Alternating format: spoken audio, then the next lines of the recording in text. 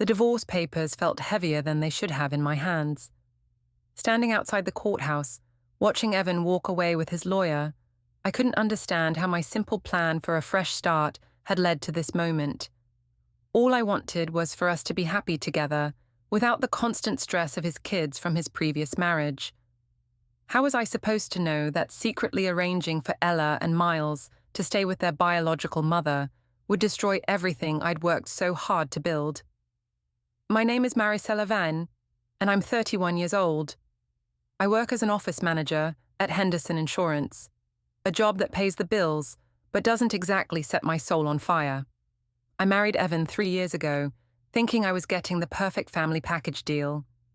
He's a systems analyst, methodical and reliable, the kind of man who pays bills on time and remembers to change the air filters.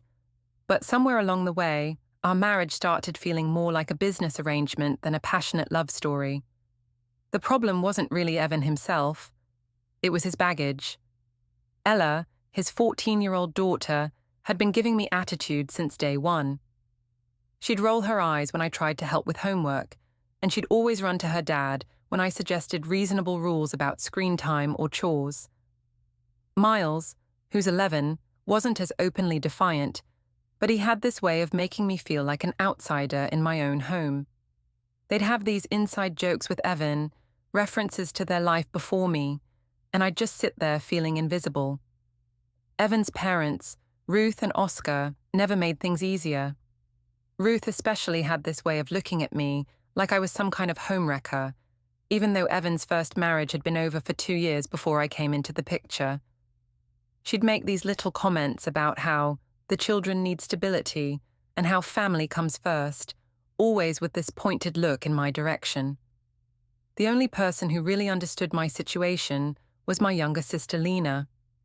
She'd listened to me vent about feeling like a stranger in my own marriage, about how Evan would always prioritize his kids' needs over mine.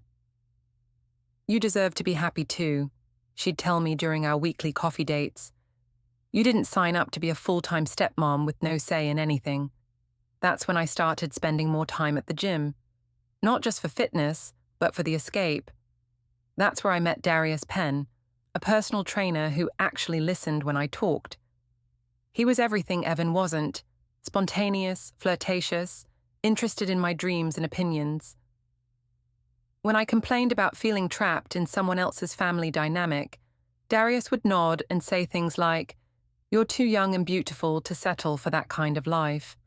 The idea came to me on a particularly difficult Tuesday evening in March. Ella had thrown a tantrum about cleaning her room, Miles had spilled grape juice on my new white couch, and Evan had sided with them when I suggested maybe they needed more structure. I was standing in our kitchen, looking at the chaos of homework papers and dirty dishes, when it hit me. What if the kids just weren't here for a while? Not permanently, of course. Just long enough for Evan and me to reconnect, to remember why we fell in love in the first place. His ex-wife Jennifer had been asking for more time with them anyway. It would be a win-win situation. I started small, planting seeds. "You know, Evan, you look so tired lately," I'd say while rubbing his shoulders after work. "When's the last time you did something just for yourself?" Or, I was thinking, maybe Ella and Miles would enjoy spending more time with their mom. Kids need that maternal connection. Evan would just grunt non-committally, but I could see him considering it. The man worked 50-hour weeks, and then came home to homework battles and bedtime negotiations. He had to be exhausted. The breakthrough came when Jennifer called asking if the kids could stay with her for spring break. Instead of the usual 1 week, she wanted 2. Evan was hesitant, but I jumped in. "That sounds wonderful," I said, taking the phone from him. "The kids will love having that extra time with you, Jennifer, and it'll give Evan a chance to recharge." After I hung up, Evan looked at me with something that might have been gratitude. "You really think it's a good idea?" "I think you're an amazing father," I said, which was true. But even amazing fathers need breaks. Besides, when's the last time we had time to focus on us? That night, for the first time in months, we made love without having to worry about being quiet or being interrupted. Afterward, As Evan slept peacefully beside me, I texted Darius, finally getting some alone time with the husband. Fingers crossed this works. But 2 weeks wasn't enough. When the kids came back from Jennifer's, the house felt smaller than ever. Ella had apparently had a growth spurt and was even more moody, while Miles seemed to have forgotten every house rule we'd established. Within 3 days, we were back to the same old routine of chaos and compromise. That's when I decided to take matters into my own hands. I started having longer conversations with Jennifer during pick-up and drop-off times. She was working as a nurse now, had gotten her life together after the divorce, and seemed genuinely interested in being more involved in the kids' lives. During one of these chats, I mentioned how stressed Evan seemed, how maybe the kids would benefit from a more consistent routine. "I've actually been thinking the same thing," Jennifer admitted. "My schedule's more flexible now, and honestly, I miss having them around more. Do you think Evan would be open to adjusting the custody arrangement?" My heart raced. This was exactly what I'd been hoping for. "I think he'd be relieved," I said carefully. "He loves them so much, but he's been working such long hours lately. Maybe we could try it temporarily, see how everyone feels." The next step was convincing Evan. I waited until after a particularly rough evening, when Miles had a meltdown about math homework, and Ella had slammed her bedroom door so hard that a picture fell off the wall. "Jennifer mentioned something interesting today," I said as we cleaned up the kitchen. "She's been thinking about having the kids stay with her more often. Not permanently," I added quickly when I saw his expression. "Just while her schedule is flexible. She misses them." Evan was quiet for a long time, loading the dishwasher with mechanical precision. "What do you think?" he finally asked. "I think you're burning yourself out," I said honestly. "You work all day, then come home to homework battles and bedtime negotiations. When do you ever get to just breathe?" "They're my kids, Marisela. They're supposed to be here." "Of course they are, but that doesn't mean you can't take a break sometimes. Even the best parents need time to recharge." I could see him wavering. The exhaustion was written all over his face, in the way his shoulders sagged and his eyes had lost their spark. I pressed my advantage. "What if we tried it for just a month?" I suggested. "Let Jennifer have them for a full month, and we'll see how everyone feels. If it doesn't work, we go back to the old arrangement. No harm done." Evan looked around our apartment, at Miles's backpack dumped in the middle of the living room, at Ella's shoes kicked off by the front door, at the general chaos that seemed to follow children everywhere. I could practically see him imagining what it would be like to come home to peace and quiet, to have adult conversations over dinner, to make love without worrying about being overheard. "1 month," he said finally. "But if they're unhappy, or if Jennifer changes her mind—" "Of course," I agreed quickly. "Whatever's best for everyone." That night, I couldn't sleep from excitement. I texted Darius. "Operation Fresh Start is a go. 1 month of freedom, starting next week." His response came back immediately. "About time. Can't wait to see what the real Marisela is like without all that family drama." The conversation with the kids didn't go as smoothly as I'd hoped. Ella immediately got suspicious when Evan mentioned the extended stay with their mum. "Why?" she demanded, crossing her arms in that defiant way that always set my teeth on edge. "Did we do something wrong?" "Of course not, sweetheart," Evan said, but I could hear the uncertainty in his voice. "Your mum just misses you, and I thought it might be nice for you to spend more time with her." "But what about school? What about my friends?" "You'll still go to the same school," I interjected.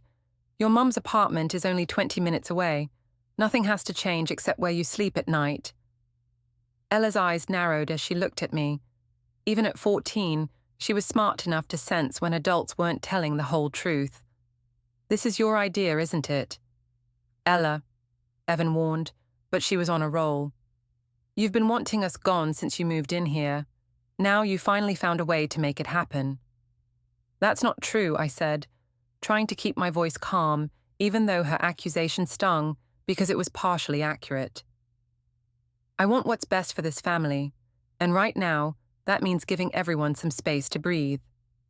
Miles, who had been quietly playing with his Nintendo Switch, looked up with confused eyes. Are you and Dad getting divorced like you and Mom did, Dad? The question hung in the air like a bomb. Evan's face went pale, and I felt my stomach drop. Nobody, Evan said quickly. Marisela and I are not getting divorced. This is just about you and Ella spending more time with Mom, that's all. But the damage was done. I could see the wheels turning in both kids' heads, the realization that their family was being shuffled around again. Ella stormed off to her room, and Miles went back to his game with a dejected slump to his shoulders. Maybe this isn't such a good idea, Evan said once the kids were out of earshot. They're just scared of change, I said, taking his hand. All kids are. But once they settle in with Jennifer and see how much happier and relaxed you are, they'll understand. Sometimes the hardest decisions are the right ones. Evan squeezed my hand, and I knew I had him. 1 month, he repeated. And if anyone's unhappy... 1 month, I agreed. But in my head, I was already planning how to make that month stretch into 2, then 3, then however long it took for Evan and me to build the life we deserved together. The packing process was heartbreaking to watch. Ella moved through it with angry efficiency, shoving clothes and books into suitcases while muttering under her breath. Miles kept asking questions. Should I pack my baseball glove? What if I forget something important? Will you come visit us? Evan answered each question with infinite patience, but I could see the strain around his eyes. When Ruth called to check on the kids, as she did every few days, Evan had to explain the new arrangement. You're doing what? Ruth's voice was loud enough for me to hear from across the room. Evan Michael Vane, what on earth are you thinking? It's temporary, Mom. Jennifer wants more time with them, and I thought... You thought you'd just ship your children off so you could play house with that woman? I felt my face burn with embarrassment and anger.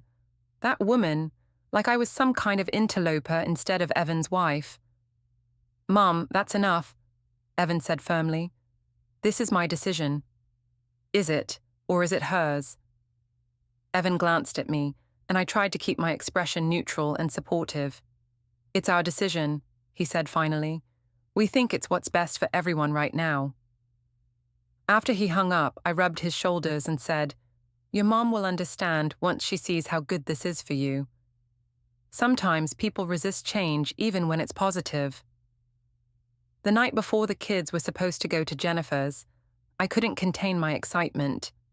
I'd already planned our first week, a nice dinner at that Italian restaurant downtown, maybe a weekend trip to the coast, definitely some time to reconnect physically without worrying about little ears. I texted Darius, T-minus 12 hours until freedom. Want to celebrate with drinks tomorrow night. His response made my heart race.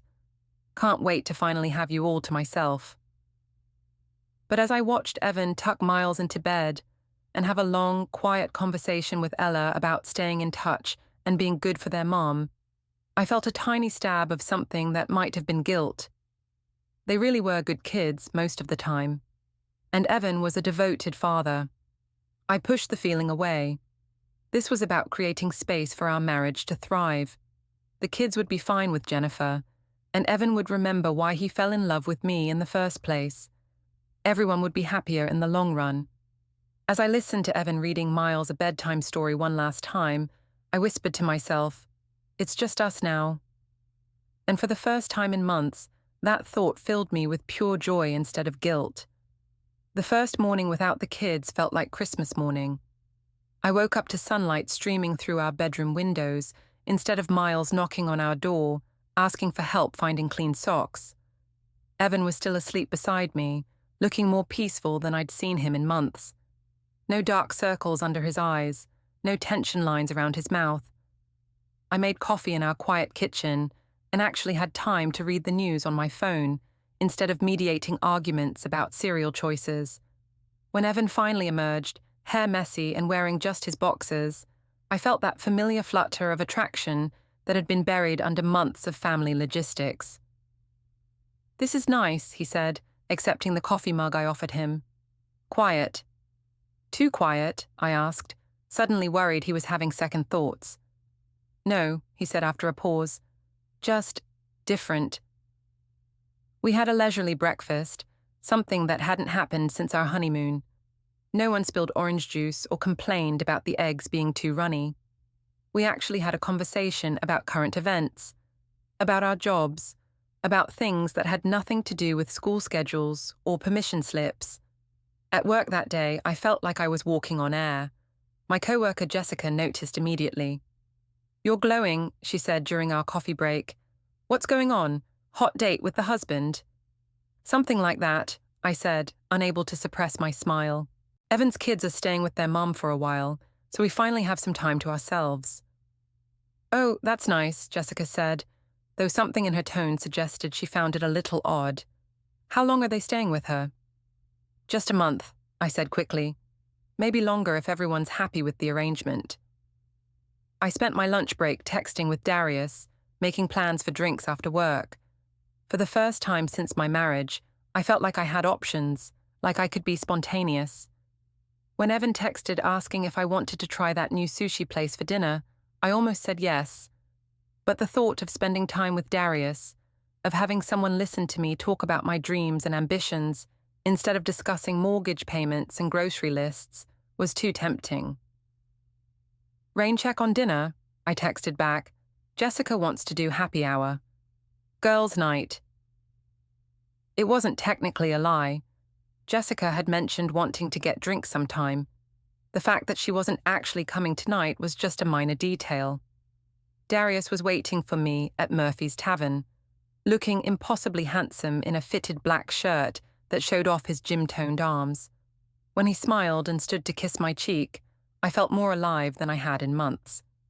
"So," he said as we settled into a corner booth, "how does it feel to be a free woman?"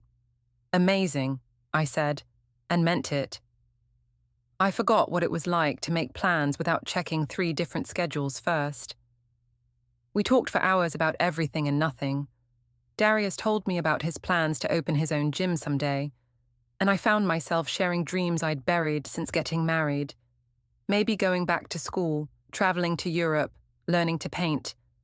With Evan, conversations always seemed to circle back to practical matters: bills, home repairs, the kids' needs. With Darius, I felt like the interesting, vibrant woman I used to be. "You should post some pictures," Darius suggested as we ordered our 3rd round of drinks. "Show the world you're living your best life." I hesitated for a moment. Evan wasn't big on social media, and I usually kept my posts pretty tame. But why shouldn't I share my happiness? I took a selfie of us at the bar, Darius's arm casually draped around my shoulders, both of us laughing at something he'd just said. The caption wrote itself: "Finally living. Sometimes you need to make space for joy. So on a fresh start, living my best life and freedom." The likes and comments started rolling in immediately. Lena was the first to respond. "Yes, girl, you deserve this," followed by a string of fire emojis. My coworkers chimed in with heart-eye emojis and comments about how happy I looked. But there were other responses too, ones that made my stomach clench a little. Evan's cousin Mark commented, "Where are E and M?" Ruth's sister Patricia, who I barely knew, wrote, "Interesting priorities." I deleted those comments quickly and tried to focus on the positive responses. People who really knew me, who understood what I'd been going through, were celebrating with me. That's what mattered. When I got home around 11, Evan was already in bed reading.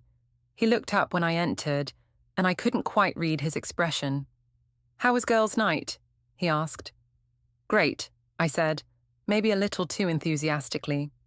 Jessica needed to vent about her boyfriend drama. "You know how it is." Evan nodded and went back to his book. I waited for him to ask more questions, to show some interest in my evening, but he seemed absorbed in whatever he was reading. The easy intimacy from the morning felt distant now. As I got ready for bed, my phone buzzed with a text from Jennifer.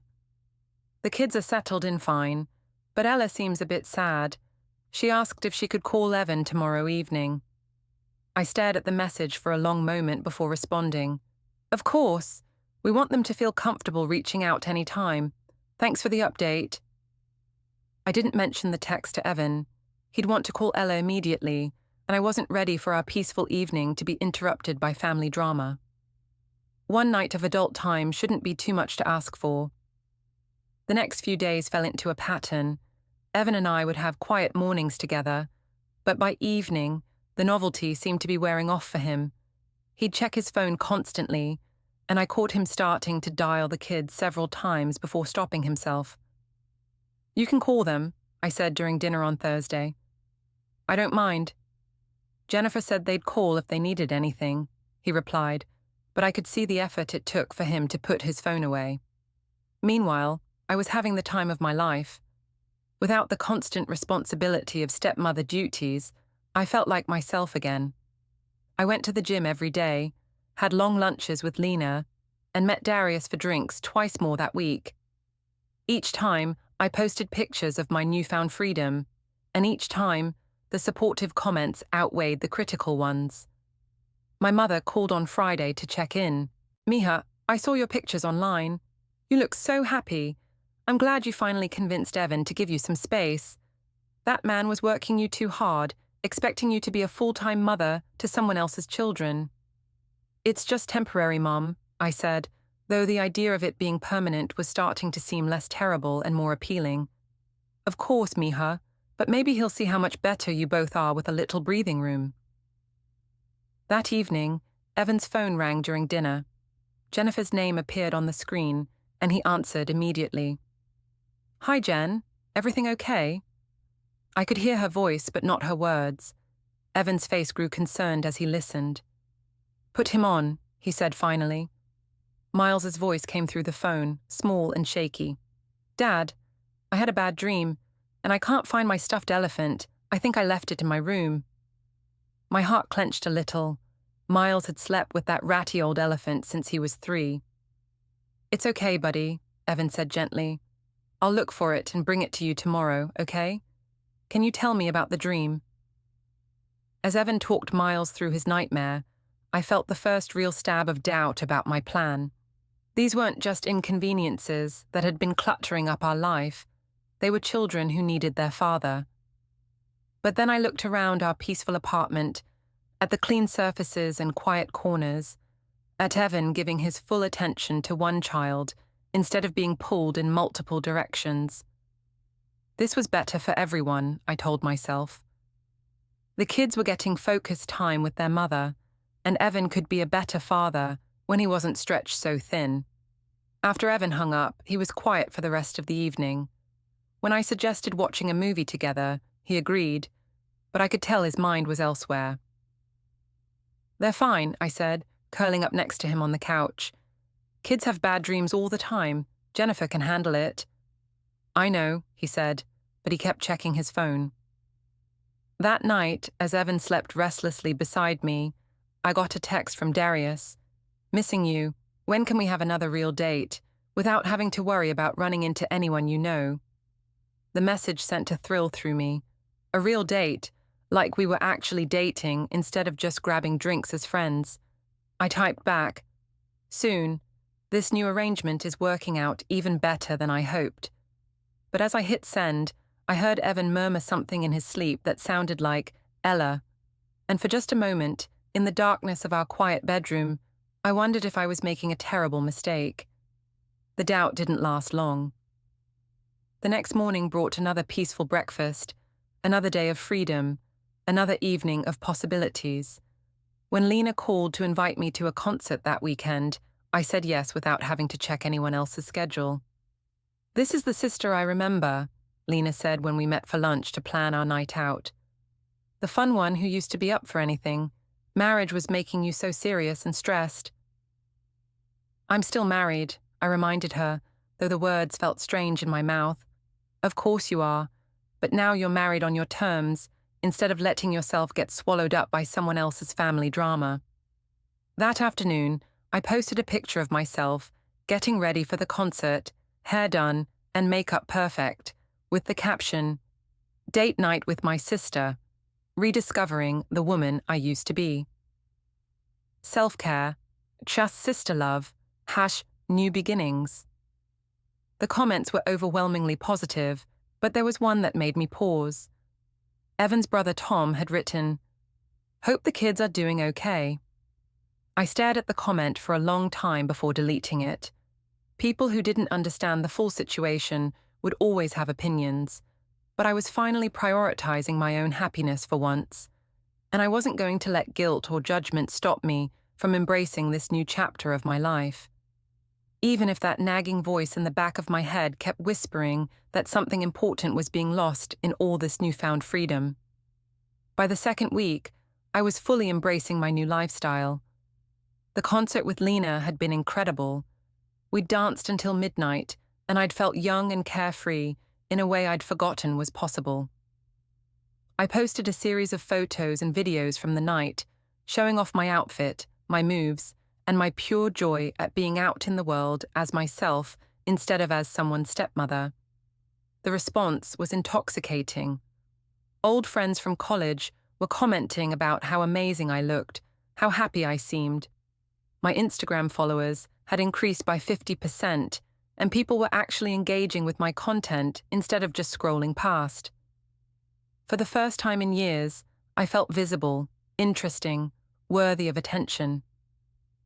"You're like a social media influencer now," Jessica commented during our Monday morning coffee break. "Every post gets dozens of likes." "I'm just sharing my life," I said, though I'd spent 20 minutes that morning crafting the perfect caption for a photo of my healthy breakfast. It feels good to document positive changes. What I didn't mention was that I'd started checking my phone obsessively, refreshing my notifications every few minutes to see who had liked or commented on my latest post. The validation was addictive, especially after months of feeling invisible and unappreciated at home. Evan had noticed my increased phone usage. "You're always on that thing now," he said on Tuesday evening as I scrolled through comments on a gym selfie I'd posted with Darius. "Just staying connected with friends," I said, not looking up from the screen. "You should try it sometime. Social media can be really positive when you use it right." Evan made a non-committal sound and went back to his laptop.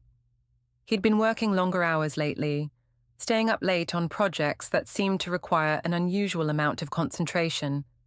Part of me wondered if he was avoiding conversation, but I was too caught up in my online world to dig deeper.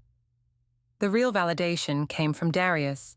He liked every single one of my posts within minutes of me posting them, and his comments were always perfectly flirtatious without being inappropriate. "Stunning as always," he'd write, or "Some people just glow when they're truly happy." His attention felt like sunshine after months of feeling overlooked. Our coffee dates had become a regular thing, 3 times a week at different cafes around town. I'd started dressing more carefully for these meetings, choosing outfits that showed off the results of my increased gym time. Darius always noticed and complimented my efforts, making me feel beautiful and desired in a way I'd almost forgotten was possible. "You should be a model," he said during one of our Wednesday afternoon meetings. "Seriously, Marisela, you have this natural elegance that most women would kill for." I laughed, but the compliment sent warmth spreading through my chest. "I think I'm a little old to start a modeling career." "Age is just a number. Look at Jennifer Lopez. Look at Halle Berry. Some women just get better with time." I posted a selfie from that coffee date with the caption, "Midweek motivation from a good friend."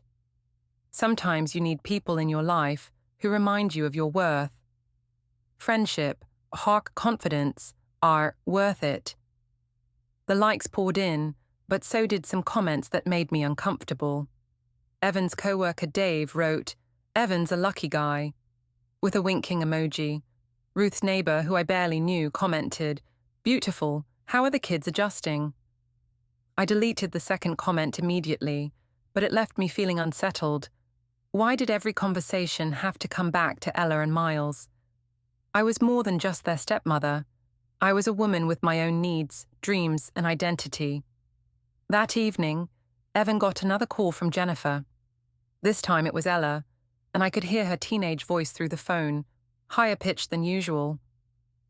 Dad, can I come home this weekend? Mum's working a double shift and I don't want to stay with the babysitter. I miss my room. Evan glanced at me, and I felt a familiar surge of frustration.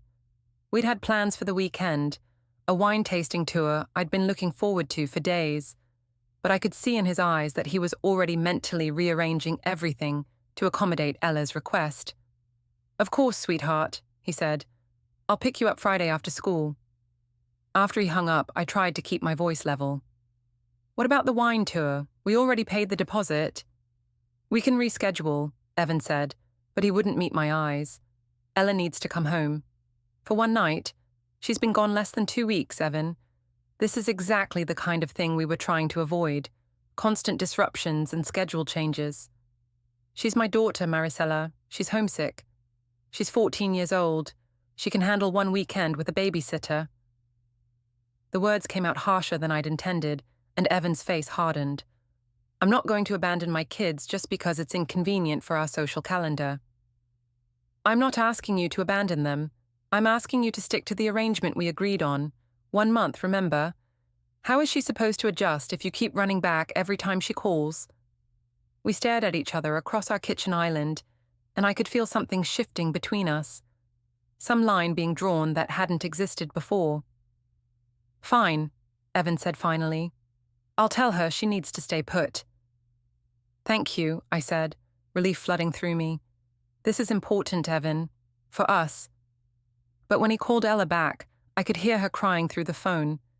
The sound made my stomach twist with guilt, but I pushed the feeling away. Boundaries were healthy. Structure was important. She'd thank us later when she was more independent and resilient. That weekend's wine tour was perfect. Evan and I laughed together, held hands, and took beautiful photos at each vineyard. I posted a curated selection with the caption, "Sometimes the best therapy is good wine and better company." Grateful for this man and this life. Jaka wine tasting, Shakichit grateful Chizchin married life, Shakichist blessed. The post got more engagement than anything I'd ever shared. People loved seeing us happy together, loved the romance and elegance of our day out. But there were a few comments that made me pause. Evan's sister-in-law wrote, "Gorgeous. Miss seeing the kids in your posts, though. How are they doing?" Jennifer's sister, who I'd forgotten was connected to me on social media, commented, "Looks fun. Ella mentioned missing home this weekend." I deleted both comments, but they left me feeling defensive and exposed. Why couldn't people just be happy for me? Why did everything have to be about the kids? That night, as Evan and I made love for the first time in weeks with the passion and connection I'd been craving, I felt vindicated in my choices. This was what marriage was supposed to feel like. Intimate, romantic, focused on each other instead of constantly interrupted by family obligations. But on Monday morning, the guilt crept back in. Evan's phone had buzzed with a text from Miles at 6 a.m. "Dad, I forgot to tell you about my science fair project. It's due Friday and I need help." I watched Evan's face as he read the message, saw the conflict there. He started to type a response, then stopped, then started again. "Just call him," I said, trying to sound supportive even though the interruption annoyed me. "You can help him over the phone." But I could see that phone help wasn't the same as being there in person, helping Miles set up his volcano or whatever 11-year-olds made for science fairs. Evan looked defeated as he typed back suggestions for Jennifer to help instead. At work that day, I threw myself into social media with renewed energy. I posted a motivational quote about prioritizing self-care, a photo of my healthy lunch, and a gym selfie that showed off my toned arms. Each post got immediate likes and comments, feeding the growing addiction I had to online validation. During lunch, I met Darius at our usual spot. He was waiting with flowers, just a small bouquet of daisies, but the gesture made my heart race. "What's this for?" I asked, accepting the flowers with a smile that felt too big for my face. "Do I need a reason to appreciate a beautiful woman?" he said, standing to kiss my cheek. "You've been looking a little stressed lately. Thought you could use some cheering up." We talked about everything except my marriage. Darius was planning a weekend trip to the mountains and casually mentioned that he wished he had someone to share it with. The implication hung in the air between us, thrilling and terrifying at the same time. "Sounds amazing," I said carefully. "I love the mountains." "Maybe someday," he said, his eyes holding mine a beat too long. I posted a photo of the flowers with the caption, "When friends surprise you with beautiful gestures just because," feeling so grateful for the people who see and appreciate the real me. Friendship, yush flowers, jashu grateful, yush appreciated. The post exploded with likes and comments. Women were envious of my thoughtful friend, men were commenting about how lucky I was, and everyone seemed to think I was living some kind of fairy tale life. But that evening, when Evan got home from work looking exhausted and distracted, the fairy tale felt more like a house of cards. He'd spent his lunch break on the phone with Ella's school, trying to help resolve some conflict with a teacher from 2 states away. He'd missed an important meeting because Miles had called crying about losing his favorite pencil. "This isn't working," he said as we sat down to dinner. "The kids need me, and I can't help them from here." My stomach dropped. "It's only been 2 weeks, Evan. Of course there are growing pains. Change is hard for everyone." Ella failed a math test because she was too upset to concentrate. Miles is having nightmares every night. Jennifer's doing her best, but she's not used to handling everything on her own. "So they'll adjust," I said, hearing the desperation in my own voice. "Kids are resilient. You said so yourself." Evan looked at me for a long moment, and I didn't like what I saw in his eyes. "When did you become so cold about my children?" The question hit me like a slap. "I'm not cold, I'm practical. I'm trying to protect what we have together." "What we have together includes them, Marisela.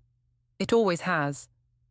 "But it doesn't have to," I said, the words tumbling out before I could stop them. "They have their mother. They have their own lives. Why can't we have ours?" The silence that followed was deafening. Evan stared at me like he was seeing me for the first time, and not liking what he saw. "I think," he said slowly, "I need to bring them home." "No," I said quickly. "Please, Evan, just give it 1 more week. Let them settle in properly. Let us remember what it's like to be a couple instead of just co-parents." He was quiet for so long that I thought I'd convinced him. Then he picked up his phone and started dialing Jennifer's number. "I'm sorry," he said, not to me, but into the phone when Jennifer answered. "I think I made a mistake." As I listened to him arrange for the kids to come home that weekend, I felt my carefully constructed new life crumbling around me.